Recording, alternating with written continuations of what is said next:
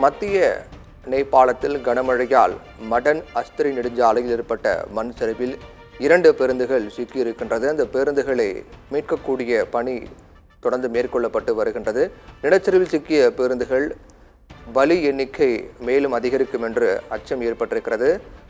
திரிசூலி ஆற்றில் ஏற்பட்ட வெள்ளத்தில் அடித்துச் செல்லப்பட்ட 63 பயணிகளில் 10 பேர் உயிரிழந்திருக்கிறார்கள். இந்த உயிரிழப்பு என்பது மேலும் அதிகரிக்கும் என்று அஞ்சப்படுகிறது. வெள்ளத்தில் அடித்துச் செல்லப்பட்ட மற்ற பயணிகள் தேடக்கூடிய பணியில் மீட்பு படையினர் தீவிரமாக ஈடுபட்டிருக்கிறார்கள். இந்த சம்பவம் அந்த பகுதியில் மிகப்பெரிய பரபரப்பை ஏற்படுத்தியிருக்கிறது.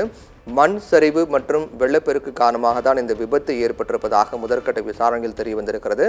இதனால் வெள்ளத்தில் அடித்துச் செல்லப்பட்ட பயணிகள் எண்ணிக்கை அதிகமாக இருக்கக்கூடிய காரணத்தால் தற்போது வரை 10 பேர் உயிரிழந்திருப்பதாகவும் இந்த பலி எண்ணிக்கை மேலும் உயரக்கூட வாய்ப்பு இருப்பதாக அச்சம் தெரிவிக்கப்பட்டிருக்கிறது.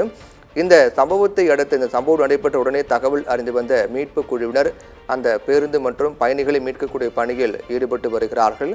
மத்திய நேபாளத்தில் கனமழையால் மடன் அஸ்திரி நெடுஞ்சாலையில் ஏற்பட்ட மண் சரிவில் 2 பேருந்துகள் சிக்கியிருக்கின்றன. இதில் 10 பேர் வரை உயிரிழந்திருக்கிறார்கள். திரிசூலி ஆற்றில் ஏற்பட்ட வெள்ளத்தில் அடித்துச் செல்லப்பட்ட 63 பயணிகளில் 10 பேர் உயிரிழந்திருப்பதாகவும் மற்ற பயணிகளை தேடக்கூடிய பணி தீவிரமாக நடைபெற்று வருவதாக மீட்பு குழு தெரிவித்துள்ளது.